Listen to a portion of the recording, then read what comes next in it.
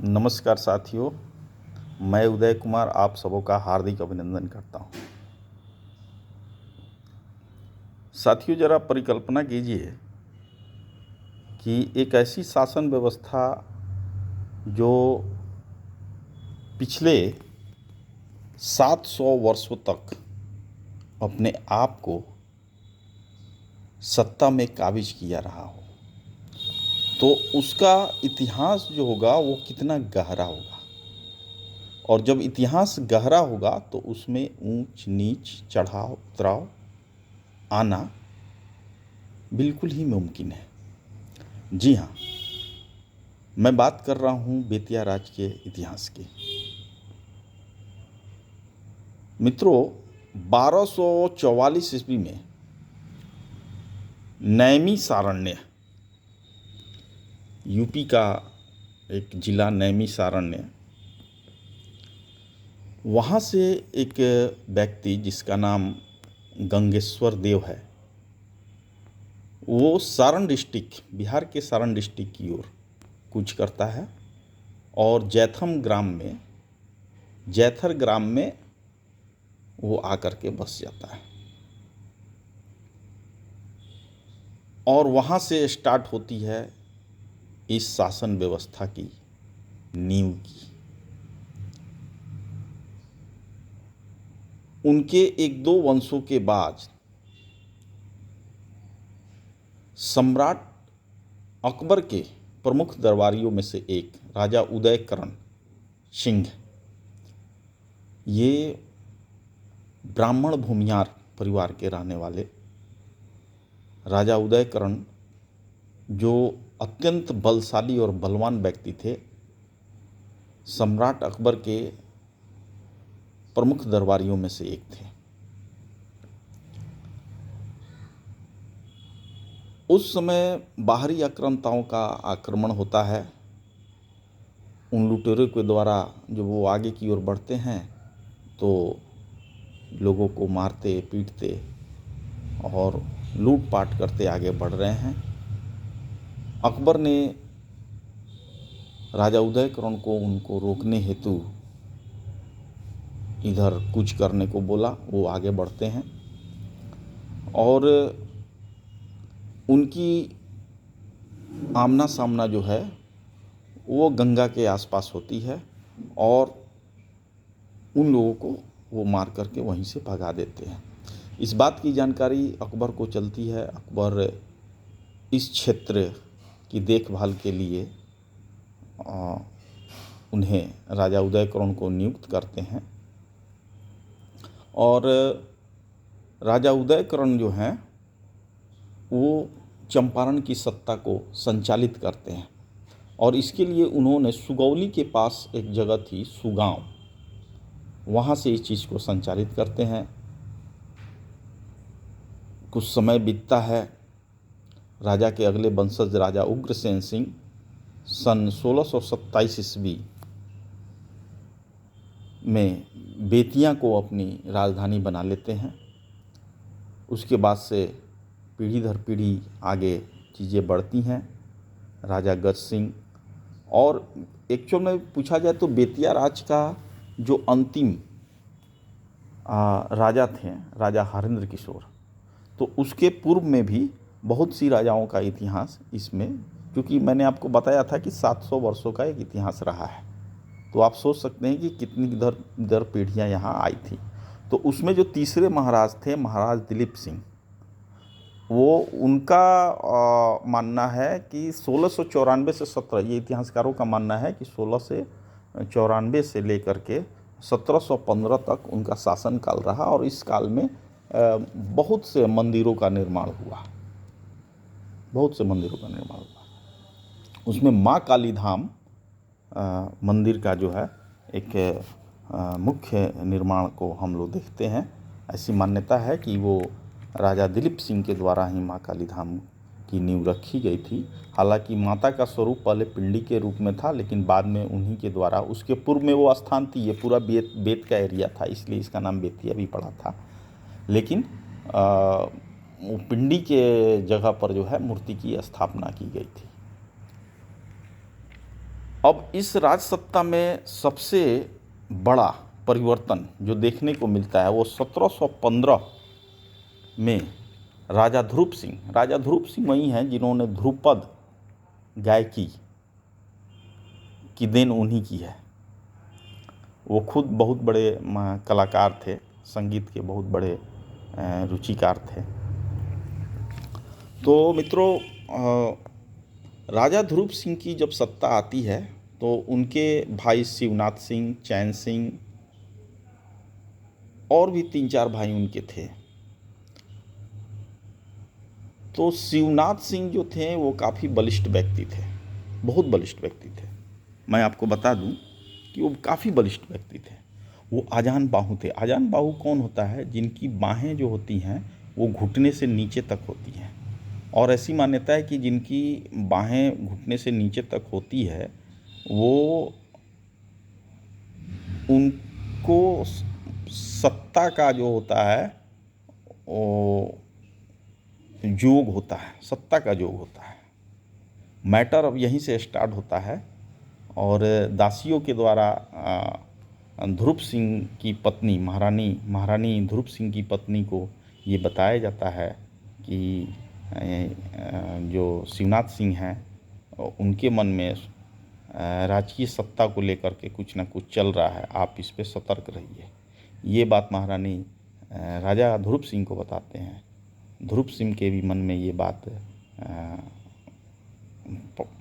जो है वो पड़ जाती है और उन्होंने ये सोचा कि अब इस भाई को मैं ख़त्म कर दूंगा। तब तक तुर्की का लुटेरा सब वो इधर कूच किया था सब। तो राजा ध्रुव सिंह ने शिवनाथ सिंह से कहा कि हमें उन्हें रोकना होगा, चलो लड़ाई के लिए चलना है, अपनी सेना तैयार करो। दोनों राजा ध्रुव सिंह और ये शिवनाथ सिंह ये लोग आगे बढ़े अपनी सेना ले करके। और ध्रुव सिंह ने क्या किया कि बीच रास्ते से ही वो बैक हो गए, इनको बिना बताए। इस बात की जानकारी जब शिवनाथ सिंह को चली तो वो थोड़ा सख्ते में आ गए और उन्होंने सोचा कि आखिर भैया ने मेरे साथ ऐसा क्यों किया। हालांकि उनके भी गुप्तचर साथ में लगे हुए थे। उस समय शिवनाथ सिंह बैक नहीं हुए, उन्होंने उस तुर्की के लड़ाकों से लड़ाई भी लड़ी। उनके पास एक ठनका का तलवार था। ठनका का मतलब कि बिजली जब कड़कती है तो बिजली से जो धातु गिरती है उसका तलवार था। उस तलवार से वो युद्ध किया करते थे। अब सोचिए वो तुर्की के जो लड़ाके थे वो भी इतने बलशाली थे कि उस ठनके के तलवार को भी उन्होंने एक ही बार में उसको 2 टुकड़ा में कर दिया था और एक टुकड़ा इनके जंघे में जाकर के हला और वहाँ से वो जैसे तैसे भाग करके वापस बेतिया राज में आ गए। यहाँ आए तो इनके दो जो गुप्तचर थे उन्होंने बताया कि राजा का जो ध्येय है आपके प्रति अब अच्छा नहीं लग रहा है, तो आप सतर्क रहिए। और उनको ये भी खबर चली कि आज रात आपके ऊपर जो है वो जानलेवा हमला भी हो सकता है। उन्होंने क्या किया कि सोते वक्त तकिया को आदम स्वरूप में उस तकिया को बिछावन के ऊपर लिटा दिया, मसलंद को, और उसके ऊपर से चादर उड़ा दिया और खुद जो है वो बिछावन के नीचे चले गए। तब तक रात्रि के समय स्वयं राजा ध्रुव सिंह तलवार लेकर के इनके कक्ष में प्रवेश करते हैं और तलवार से वार करते हैं। तब तक ये निकलते हैं बाहर और देख करके अचरज में पड़ जाते हैं कि ये तो भैया है। और बगल में रखी तलवार उठा करके इन दोनों में युद्ध चालू होता है, लड़ाई चालू होती है। तब तक शिवनाथ सिंह की पत्नी जो प्रेग्नेंट थी वो नरहन राज जो है, जो जयपुर नेपाल के आसपास का है, वहाँ की वो बेटी थी। तो उन्होंने शिवनाथ सिंह ने देखा कि मेरी पत्नी भी यहाँ बीच में आके खड़ी हो गई है, तो उनको लगा कि कहीं ऐसा ना हो कि भैया मेरी पत्नी को ही मार दे, उसमें भी मेरी पत्नी प्रेग्नेंट है। तो जैसे ही उनका दिमाग उधर की ओर गया तब तक इनके हाथ से तलवार ढीला पड़ गया था और ध्रुव सिंह ने एक ही बार में इनका सर धड़ से अलग कर दिया। अब ये सर जो धड़ से अलग हुआ तो एक जो जो सर है वो कुर्मिटोला के पास जो मंदिर है वहाँ पे शिवनाथ सिंह जी का सिर जो है वो कुर्मी, उस समय तो पूरा परिसर खाली हुआ करता था, अब ना आम पब्लिक उसमें बस गया है, तो वो सिर जा कर के वो कुर्मिटोला के पास जो मंदिर आप लोग देखते होंगे जहाँ महारानी का दशहरा के समय पूजा होता है, तो वहाँ पे सिर गिरा और उनका धड़ जो है वो भुरली भवानी जो बेतिया राज देवड़ी में जो भगवती का स्थान है वहाँ पे गिरा। अगले दिन उनकी पत्नी जो थी वो जयपुर के लिए कुछ कर गई, नरहन जो उनका मायके था, आज भी उनके वंशज वहाँ हैं। तो अब शिवनाथ सिंह जो थे वो प्रेत बन करके महाराजा ध्रुव सिंह के एकमात्र पुत्र के ऊपर चढ़ गए और उन्होंने उसकी हत्या भी कर दी और पूरे राजमहल में बहुत उथल पुथल मचा रखा था उन्होंने। तो बंगाल के जो जादू मंत्र करने वाले जो तांत्रिक वगैरह हैं उनको बुलाया गया और उनके द्वारा जो है उनको शांत करने के लिए जहाँ उनका शरीर गिरा था भुरली भवानी में, वहाँ देवी की स्थापना की गई, मूर्ति बना करके पूजा की गई। दशहरा का समय था और जहाँ उनका सिर गिरा वो कुर्मिटोला के बगल वाला में, तो वहाँ भी वो पूजा करके इनको बांध छान करके शांत किया गया। कहानी तो ये हो गई, लेकिन भाइयों में आपस में विद्रोह हो गया और वहीं से बेतिया राज की पतन की कहानी स्टार्ट हुई और तब तक अंग्रेज़ों का भी यहाँ पे ये चालू हो गया था। जो उनका प्रभाव था वो बेतिया राज के ऊपर बढ़ भी चुका था। हालांकि राजा ध्रुव जो थे उनकी 2 लड़कियां थी, एक का नाम था बेंगा कुंवर और एक का नाम था बबनी कुंवर। बबनी कुंवर और बेंगा कुंवर की शादी जो है वो मिर्ज़ापुर के राजा से हुई और इस शर्त पे हुई कि इनसे जो पहला संतान होगा वही बेतिया राज की सत्ता पे काबिज होगा। तो अब जब ये लड़की की ओर ये सत्ता चला गया तो ये भी एक विद्रोह का कारण बन गया, जो पटीदारी का जो वो था, क्योंकि वो उनकी लड़की का पुत्र जुगल किशोर हुए, उनकी पहली संतान, तो जुगल किशोर के हाथ में ये सत्ता चली गई। तो ये जहाँ तहाँ जो है ये लोग भाई आपस में विद्रोह करना चालू कर दिए। अब उसके बाद जो है वंश दर वंश आगे बढ़ती है और अंतिम जो महाराजा थे महाराजा हरेंद्र किशोर, उनकी जो शारीरिक अवस्था थी वो काफ़ी हेवी थी, बहुत हेवी, बहुत मोटे थे वो। इवन उनसे अपना शौच किया हुआ चीज़ भी उनसे वो साफ़ नहीं कर पाते थे, तो उसके लिए जो है वो दूसरे लोग मलमल के कपड़े से उनकी सफाई वगैरह किया करते थे। तो उसके बाद से 1893 के आसपास, 1854 से 1893 का वो समय रहा जब उनका लास्ट कार्यकाल रहा।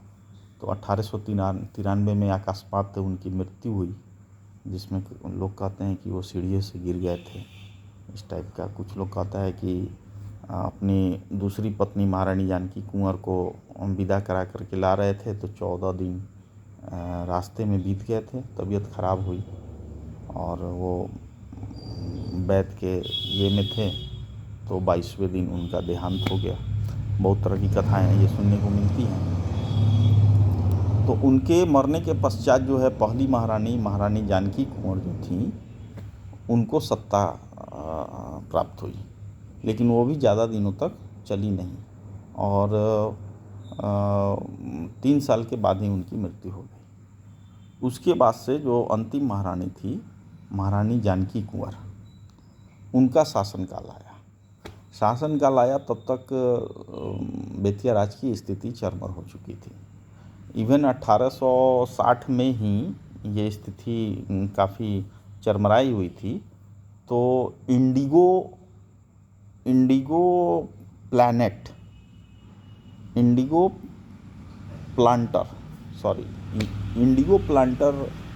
ईस्ट इंडिया कंपनी जो यहाँ घुस चुकी थी, तो वो लोग नील की खेती कराया करते थे, इंडिगो प्लांटर।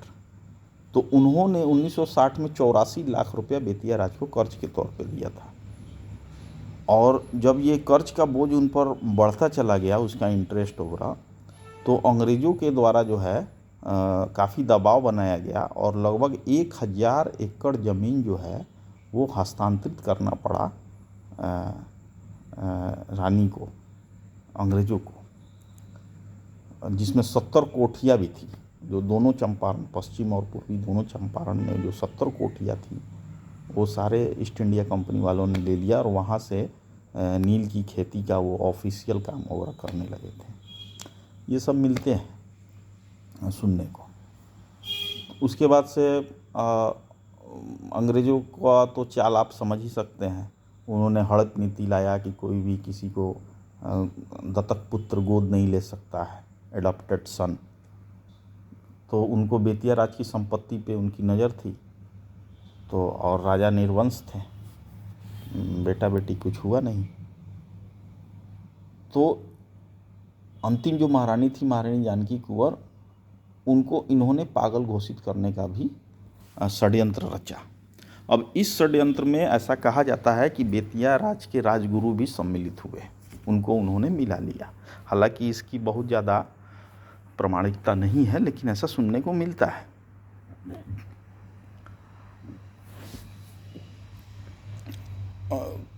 और उनसे ये गवाही भी दिलाई गई। तो उन्होंने ये गवाह के रूप में कहा था कि कभी कभी महारानी ऐसी हरकतें करती हैं कि जो एबनॉर्मल तरीके से लगता है, और इसी आधार पर उनको पागल घोषित करके उनको पागल खाने में भी रखा गया था। ये इतिहास रहा है बेतिया राज की। महारानी ने राजगुरु को साथ भी दिया था कि हर पीढ़ियों में आपके वंश में कोई ना कोई पागल अवश्य होगा, ऐसा सुनने को मिलता है हम लोगों को। उसके पूर्व एक कथा हम लोगों ने और सुनी है कि माँ काली धाम मंदिर के जो मुख्य पुजारी हैं जयचंद्र झा, उनसे मेरी बात हो रही थी। तो उन्होंने कहा कि मेरे दादाजी रामावतार झा, वो रामावतार झा जो उनके दादाजी थे, तो राज पैलेस में वो पूजा वगैरह कराते थे। मतलब महारानी का जो कक्ष था, उस कक्ष में 2 मूर्तियाँ थी, एक दुर्गा जी की और एक गणेश जी की। तो उन्होंने अंत समय में उनको बुलाया, जब ये लोग इनको लेकर के जा रहे थे, तो रामावतार झा को बुलाया और कहा, बड़ी भावुक होकर के बोली कि पंडित जी, आप महारानी की इस मूर्ति को, गणेश जी की मूर्ति को आप ले जाइए, इनका भोग राग पूजा पाठन आप करते रहिएगा। और बहुत भावुक होकर के उन्होंने, वो मूर्ति आज भी मंदिर में जयचंद्र चाय कक्ष में पड़ा हुआ है, आज भी है, अभी भी है, आप देख भी सकते हैं। तो ये चीज़ें हैं। तो ऐसे ही सत्ता जो है धीरे धीरे, हालांकि वो पागल खाने से फिर वापस भी आई इलाहाबाद में, उनके लिए एक अलग कोठी बना। वो कोठी आज भी पड़ा हुआ है, वहाँ है इलाहाबाद में, प्रयाग में। जो जानकार हैं वो जानते हैं इस चीज़ को। फिर ये जो है सत्ता का यूँ ही समापन समझिए। बहुत से, जैसे सीहोर, आपका ये मधुबन, आपका फिर ये हो गया सिहुवर राजवंश, मधुबन राजवंश है ना, जयपुर स्टेट, ये लोग आज भी दावा करते हैं। मिर्ज़ापुर वाले, वो आज भी दावा करते हैं, उनके जो भी वंशज है बेतिया राज की संपत्तियों पर। तो मित्रों, ये सारी चीज़ें बताने के पीछे मेरा एक ही उद्देश्य था कि अभी हाल ही में हम लोग एक माँ काली धाम पे वेब सीरीज रिलीज करने जा रहे हैं। उम्मीद है कि दशहरा से बहुत पहले ही, 22 तारीख से एक कम है, तो बहुत पहले ही ये चीज़ आप लोगों के बीच में आएगी। तो उन चीज़ों को जानने से पहले बेतिया राज के इतिहास के बारे में थोड़ा बहुत संक्षिप्त जानकारी देना मैं इसलिए चाहता था कि माँ काली धाम के बारे में आप उस चीज़ों को आसानी से समझ जाएंगे, क्योंकि तांत्रिक पद्धति से स्थापित माँ काली धाम का ये मंदिर अपने आप में अद्भुत है। जहाँ माता का स्वरूप पहले पिंडी के रूप में था, बाद में वो जो है वो मूर्ति के रूप में स्थापित हुई। वो श्मशान वाली मैया के नाम से भी जानी जाती है। तो उस वेब सीरीज का एक प्रोमो कहिए, ट्रेलर तो नहीं कहेंगे, ट्रीज़र शायद बोलते हैं उसको, तो उसको हम कल रिलीज करने वाले हैं। और उसका जो पार्ट वाइज करके लगभग 20 पार्ट है, तो उसके प्रमोशन के तौर पे मैंने ये प्रयास किया है। यदि आप लोगों का सपोर्ट मिलेगा तो और भी ऐतिहासिक चीज़ों पे हम लोग काम करेंगे। अभी हमारी एक टीम भी तैयार हुई है, जिसमें हमारे विकास जी, चंदन जी उसमें मुख्य रूप से एडिटिंग का काम देख रहे हैं। विकास जी जो हैं वो कैमरामैन का वो देख रहे हैं। तो मेरा प्रयास है कि इसको माँ काली धाम वेब सीरीज के प्रमोशन के तौर पे आप इस वीडियो को देखेंगे। बहुत बहुत धन्यवाद। जय माँ काली धाम।